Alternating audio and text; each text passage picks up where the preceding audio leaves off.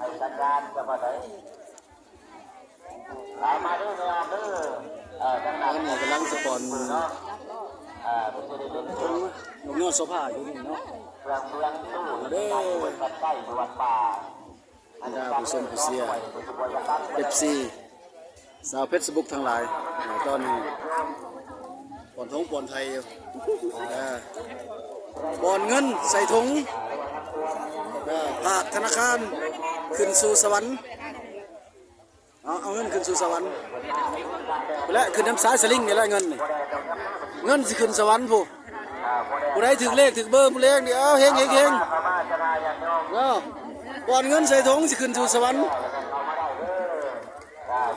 มีผู้หาผู้ซิปปอนได้เลยเด้อ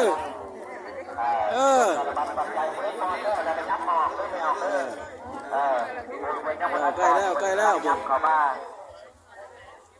ผู้ได้ปอนแล้วแล้วก็ย่าปอกน้ำไปได้พายมุ้งได้หรือเปล่า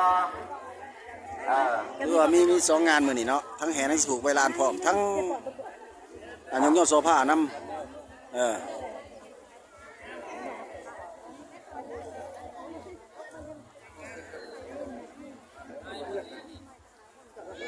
มาก็ได้ครับโยมตอนนี้ยังรอทามาส่งบุญเด้อหลังมาแล้วบุญกำลังมาแล้วมาส่งบุญขึ้นสวรรค์สายสลิงกำลังอยู่เดี๋ยวนี้ยังรอทาอยู่รอทาบุญอยู่ตอนนี้ยังรอทาบุญอยู่เด้อตอนนี้เด้อในงานฉลองฮอฟ้องหรือว่าฉลองฮอใจฉลองประตูคง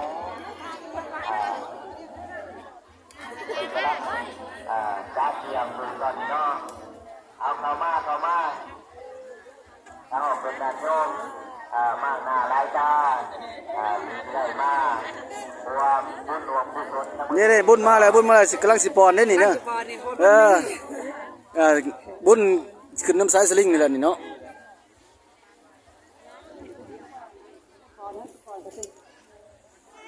ปอนเด้อยังรอทาอยู่สายสลิงเส้นบักใหญ่อยู่นี่เนาะ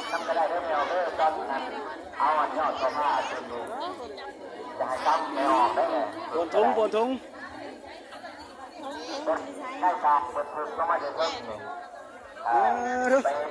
มาชาบ่นี่จับผ้าบนถึงลงมาป้าไม่ออกคือคนจับพอเสื้อ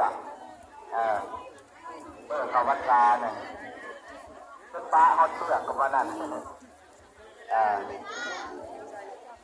อันนี้ก็จะได้บรรทุกลงมาเทียบรถ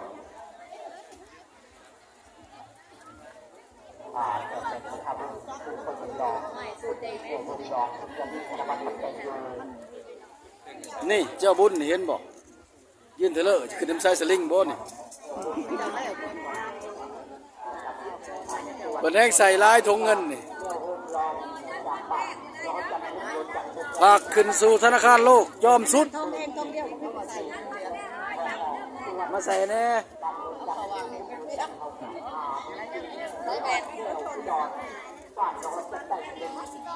มาปอนเด้อยังมาทันเรือทงได้นี่เลยยังถ่ายอยู่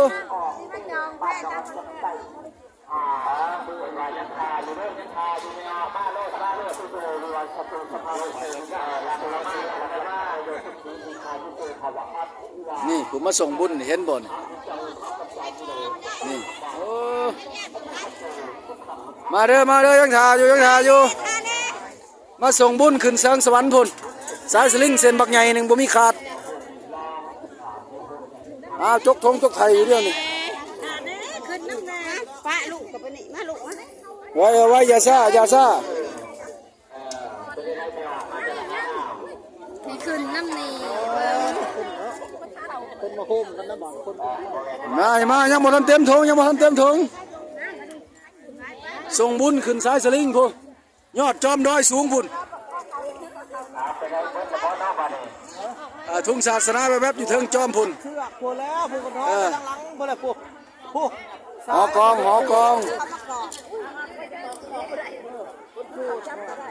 ผู้ใดบ่ได้มากก็เบิ่งเนื้อติดตามช่อง YouTube ก็ได้เด้อพรแก้วชาแนลเด้อ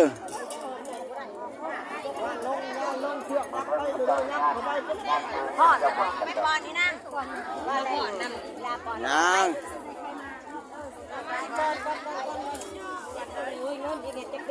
ผู้ใดมาปอนให้ซื้อได้ขายมานบ่ผู้ใดบ่มาปอนเด้ซะ ไม่ใช่ตู่ ซื้อมานขายได้ ปอนแล้ว เดียวกันเนาะ ยังไม่เงินอยู่เงินจะเป็นใบ ใส่โลดเงินน่ะยังบ่ทันเต็มถุงวันสิพันเบิดจอบอยู่เดียวนี่ ปีใหม่แล้ว บ่ได้อึ้งตึ้ง การเอาบุญอันนี้อันนั้นหมดแล้ว เจ้าบ้านมีอึ้งตึ้งอยู่ได้ดิเด้ย แจ้งมาไหมออกมากดพุทธา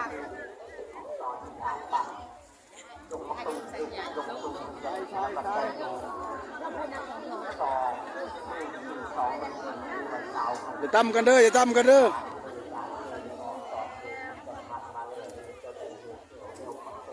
ยูทูบเบอร์ก็มาแต่หวยทวดผู้ใดนี่ได้บ่มีเว้าหยังอีกมีแต่ยกมือไหวอยู่ธงยังบ่ทันเต็มเด้อยูทูบเบอร์เด้อบ่ได้น้อยแล้วธงมาเด้อธงยังบ่เต็มเด้อผู้บ่ได้มาทางไกลอยู่ต่างประเทศก็ส่งแห่งใจแห่งเสียมาเด้ออาบุญนำกันนบอยู่กับพลก็ได้เด้ออยู่ไม่กล้านบก็ได้อยู่เมืองไทยนบก็ได้เด้ออาบุญนำกันเด้อเฮากองมานองลำจันทร์เฮานี่แหละทั้งแห่ทั้งสมุกใบลานพร้อมมื้อนี้เนาะหลังจากพอดอีตุ้มหมดท่านแล้วเมื่อกี้นี่ก็โจ๊ะซะก่อนเข้ามาสู่การส่งเงินส่งคำขึ้นสู่จอมหอกองเนาะบรรดาซาผุดพวกเฮานี่ถือว่าได้บุญหลายเลยมื้อนี้เนาะ2 งานหับเต็มๆเลยมื้อนี้ หนามีเป็ด ได้ว่าไงแล้วบ่มาแล้วมาตอนนี้เด้อ มาเด้อธงยังบ่เต็มเด้ออยู่ในห่มซ้ำนี่เย็นดีสมสื่นได้นี่เนาะ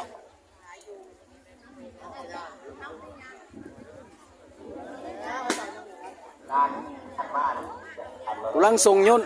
งินขึ้นสู่ญาณอยู่เดียวนี่ญาณสุดใจเว้าไปนำแน่เงินปัจจัยยังบ่เต็มถุงพอท่อเท่าไรนะที่จะเวลาปัจจัยยังบ่ได้พักลงเวลาอาศัยเว้าเรื่อยเด้อขอบมาสลายโยม